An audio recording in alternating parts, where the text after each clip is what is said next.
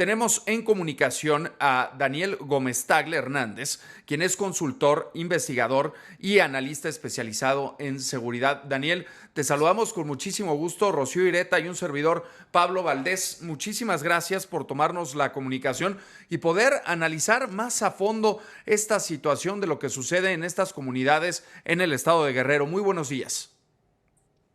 Buen día, Rocío, Pablo, saludos a todo el auditorio. Daniel, pues ya veíamos que pasaron varios días para que las autoridades federales acudieran a este sitio. Muchas veces lo que sucede es envían al ejército, envían a la Guardia Nacional, permanecen ciertos días, ciertas semanas, pero después se van y todo regresa. ¿Por qué? Porque realmente no se combate a los grupos criminales.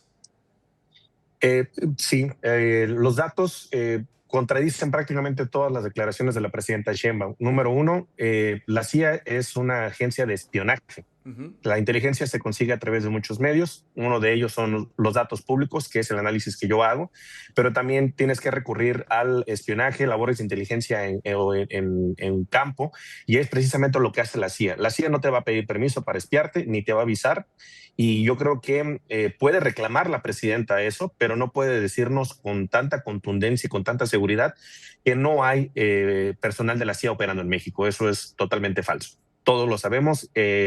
Estados Unidos opera en territorio nacional desde hace décadas, hay que recordar el papel que jugó México en el asesinato del presidente Kennedy, para dar una idea, ¿no? La segunda es, como bien dices, Guerrero es uno de los pocos casos que los datos públicos nos permiten evaluar la actuación de Guardia Nacional en sentido positivo. En Guerrero, en 2020-2021, hubo un descenso en los índices delictivos. En 2022 empezó un pico y en 2023 subió. ¿Qué es lo que pasó en ese momento? Que el gobierno federal duplicó la presencia de Guardia Nacional en el estado. Y eso llevó a una reducción de la violencia y los delitos en 2024. Sin embargo, el 6 de octubre de 2024 matan a Alejandro Arcos, el alcalde de Chilpancingo. Ahí, para los que no ubican en el mapa rápido, Chilpancingo está ligeramente a la izquierda del mapa, sobre Chilapa, que es la zona de conflicto ahora, y forma un corredor con Tlapa de Comonfort.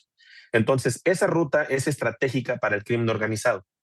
Se duplica la presencia. El 6 de octubre del 2024 matan a Alejandro Arcos y desde ahí hay una escalada de violencia. La pregunta es, ¿cuál es el mensaje que llevaba Alejandro Arcos en esta negociación donde fue asesinado? ¿A quién representaba? ¿Y por qué la negativa no se dio de forma verbal ni con una amenaza, sino con una ejecución tan fría y escalofriante como fue la de Alejandro? ¿Cuál era el mensaje que estaba transmitiendo Alejandro que terminó en esta escalada de violencia desde octubre del 2024 hasta el día de hoy?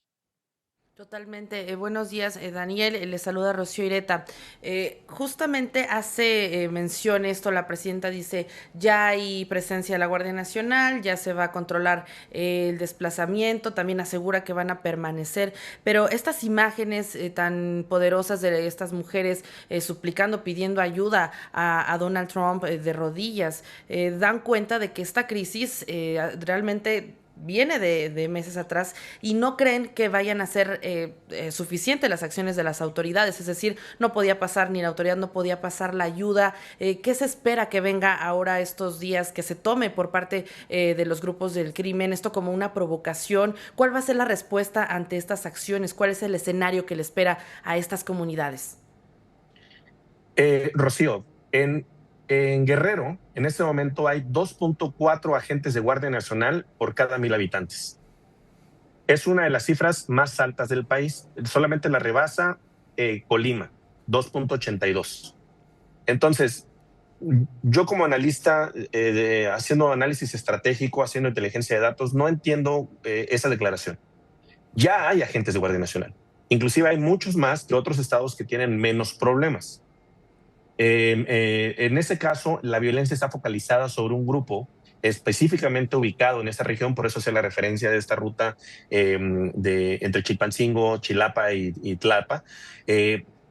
No hay una labor propia en campos de la Guardia. En este momento hay alrededor de 9,000 destacados de forma permanente en Guerrero, con la fluctuación que hay en este momento por el despliegue emergente que se está dando en este contexto. No está haciendo nada Guardia Nacional. Y ya demostró que sí puede. En 2023, entre 2023 y 2024, se redujo la violencia en Guerrero con la presencia de Guardia, con más de 10,000 agentes desplegados en terreno. Ahorita tiene 9,000 y la violencia se incrementó. Entonces, uno, los grupos criminales no están respetando a los agentes federales, o simple y sencillamente se sienten seguros de que no van a actuar. Y es lo que está pasando. Guardia Nacional, en todos los desplazamientos que ha hecho desde que fue fundada, su desplazamiento ha sido reactivo. Llegan después que pasó. En Guerrero era el único estado donde llegaron en el momento que estaba pasando y lograron hacer algo. ¿Por qué no pueden repetirlo? ¿Por qué no pueden mantenerlo? Y esa es la pregunta más crítica en este momento. Si ya tenían control de Guerrero en 2024, ¿cómo lo perdieron en 2025? Es una pregunta muy clara, muy concreta, que los datos arrojan, y es la inteligencia que la CIA está haciendo en México, pero que México no está haciendo en México. Sin duda, y bueno, pues si ya estaba ahí la Guardia Nacional y veíamos pues que la presencia de los elementos no funcionaba ahí en el estado de Guerrero, ¿por qué no de buscar otra estrategia pues para poder frenar a este grupo delincuencial de los ardillos que parece que los dejan operar con total libertad? Esa es la realidad, Daniel. Y los grupos criminales se adaptan. El hecho, por ejemplo, de que aquí se empezaran a usar drones con explosivos, en Rusia intercambiaban en los canales rusos, los soldados rusos con narcotraficantes mexicanos, intercambiaban mensajes sobre las tecnologías usadas en México para los narcodrones. Es decir, están un paso más adelante en la evolución de sus formas, de sus técnicas, el crimen organizado, que el Estado mexicano, porque la estrategia, como el modelo policial mexicano en general, es lineal. No responde a las dinámicas, se adapta y ya lo tenemos fijado para todo el año y vamos a seguirlo como estaba planeado. Y la reacción siempre llega tarde por esto, porque no tenemos la creación, la generación de inteligencia anticipada a futuro, una visión de dónde va el mercado de las drogas, por ejemplo, y en este caso tenemos la presión de Estados Unidos. Entonces, estamos ante un paradigma muy fuerte de la seguridad mexicana. En este momento, el que dicta la dirección, la brújula o el rumbo de la dirección de la seguridad en México es Donald Trump, no Claudia Sheinbaum. Haces un apunte interesante, sobre todo, Daniel. Entonces, ¿es realmente Estados Unidos el único que podría ayudar en un avance, en un control real? Es decir, aquí muchos elementos, pocas acciones, y también el hecho de entender qué es lo que buscan estos grupos, Daniel. Buscan hacerse de control, buscan reclutar gente. ¿Cuál es la letalidad y la violencia con la que actúan estos grupos? Esa es muy buena pregunta, Rocío, y aquí déjame ser perfectamente claro. México puede. El caso precisamente de que la intervención de Guardia Nacional haya tenido un impacto entre 2023 y 2024 es una muestra de que México puede. Entonces, aquí la crítica sería el hecho de que no quiere, y eso es grave. La muestra está, México tiene la capacidad, el ejército tiene la capacidad, la Secretaría de Marina tiene la capacidad para hacer frente, pero no están haciéndolo. Y esa es la pregunta más incómoda de todo esto.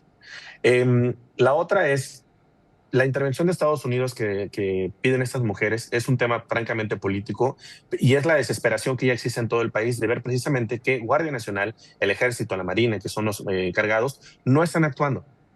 ¿Por qué no lo están haciendo? Y la otra es que los ciclos geotemporales del crimen organizado son relacionados muchas veces con, por ejemplo, la geografía, la orografía o la climatología de un lugar. Entonces, eso no es muy difícil anticiparlo. Y no se están actuando en esos periodos. Es decir, el crimen adapta sus rutas y ahorita el caso de Chilapa es precisamente para proteger una ruta de traslado y podemos decir que son drogas y podemos decir que son armas, podemos decir que es dinero, podemos decir que son tráfico de personas, muchas cosas, pero es claro que quieren el control de esa ruta y el crimen está haciendo un seguimiento puntual de sus objetivos. ¿Qué es lo que quieren, Rocío? Poder, el poder. el control de la zona y es más dinero, más poder político, más poder social. Eso ya son patrones de violencia que escapan un poco al alcance que podríamos tener en esta entrevista. Y sin duda, entonces, estamos hablando, Daniel, con todo esto previo que nos comentas, a falta de voluntad por parte de las autoridades por querer pues combatir directamente y enfrentar a estos grupos criminales. En el caso, por ejemplo, del gobierno estatal de Guerrero, la propia gobernadora pues hace caso omiso a toda esta ayuda que solicitaban ya las comunidades, porque la cuestión de que los ardillos ingresaran o quisieran ingresar a estas comunidades no es de hace 6 días. Esto ya tiene semanas, tiene meses, incluso pues ya habíamos visto crisis en años anteriores. Desde el 2020 yo creo que son los primeros indicadores de la presencia, no de la presencia, del posicionamiento de este grupo.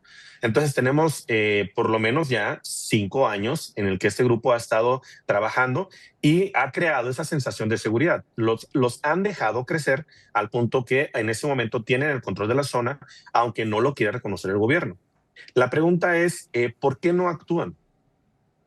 Yo no quiero culpar, hay que responsabilizar al gobierno federal, eso es su responsabilidad, pero no lanzar la culpa solamente así porque sí.